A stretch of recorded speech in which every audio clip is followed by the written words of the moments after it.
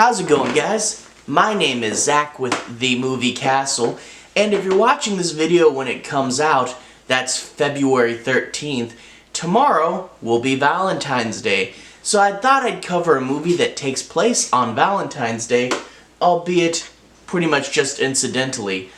Pontypool. This takes place on February 14th, so I figured it'd be appropriate, although that has very little to do with the actual plot. Pontypool is a very interesting and different zombie movie. So you get this guy who comes into work and he is a radio personality with that deep radio voice, which is really good because that makes the first part of this film a lot more interesting, the way he's reading his lines. And there's a lot of lines in the first part of the film because they're trapped in a radio station the day the zombie apocalypse starts. Now, you know how they say in filmmaking, show, don't tell. This movie's kind of the exception that proves the rule. When they're inside just doing their job, you get a lot of reports from their, associates, people calling in, them trying to figure out stuff without actually being there because they're inside the radio station. So you get a lot of talking without showing, but because the actors can convey it through their voice and they're good at storytelling and you get to see their emotions, it somehow works. And plus, it has this way of making the movie feel more real. If you remember the original Night of the Living Dead, there's actually a whole bunch of radio in that movie.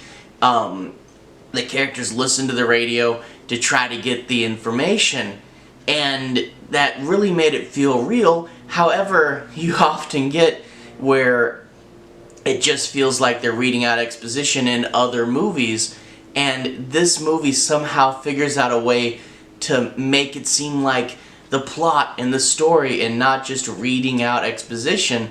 And part of that has to do with its unique setup.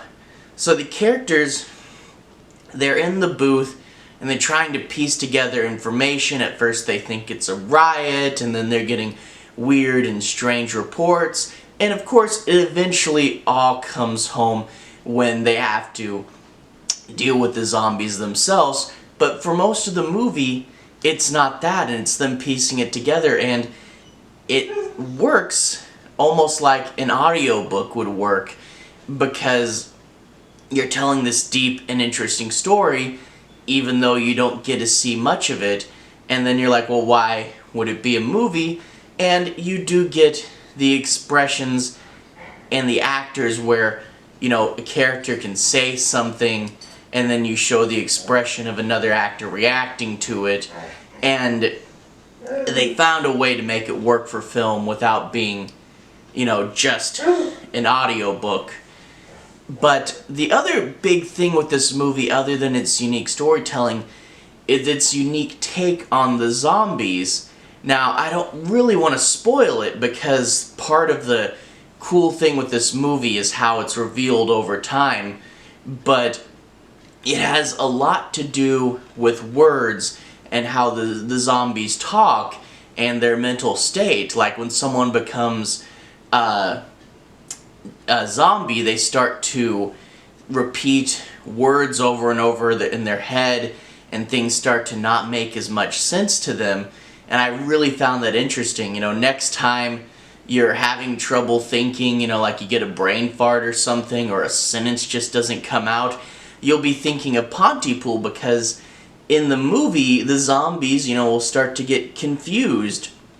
And it's this big, thing before they start to turn.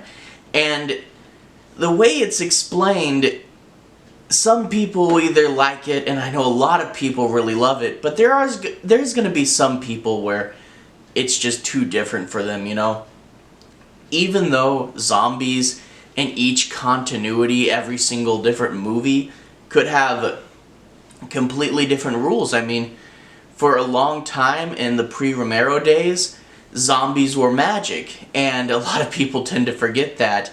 And then lately it's all been sickness and disease and the bites, you know, and it's going to cause some people to go, what? That's not how zombies work, when they see Pontypool's original take on it.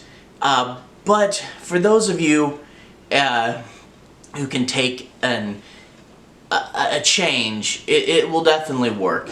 And yeah, the zombies in this and the way they work, without going into too much, it's really interesting, or at least, you know, to me it was.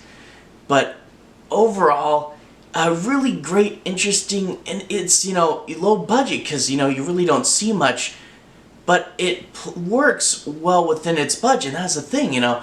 It's like a lot of the things in this movie shouldn't have worked, you know, not being able to show too much or doing zombies in a different way, but it really does get under your head with how realistic it is, you know, and how, you know, strange it is, and how you don't know what's going on, and it's unsettling.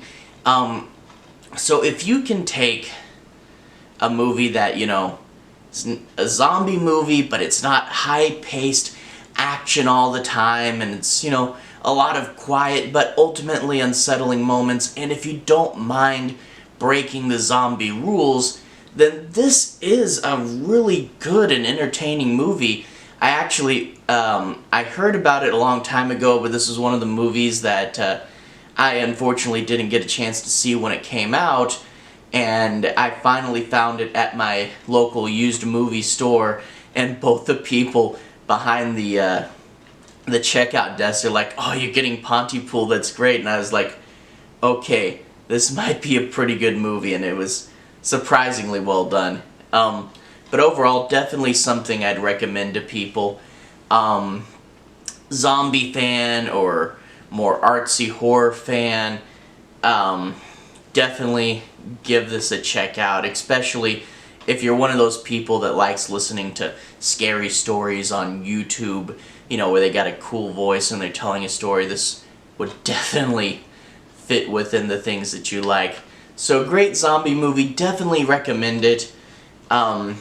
But again, it's atypical, so if you're the kind of person that's going to drive away, keep that in mind. But it's really good, I definitely recommend it. Up next, we're going to be doing more of the standard stuff you've seen on this channel, more you know, DVD collection stuff. I will do more single movie reviews. I've just been on a kick with those. Anyway, the channel is growing at a decent rate, so I'd like to once again thank everyone who's subscribed and thank everyone who's liked my videos. Really, thank you guys. You help the channel out so much. Anyway, I'll see you again next time. Have a great day.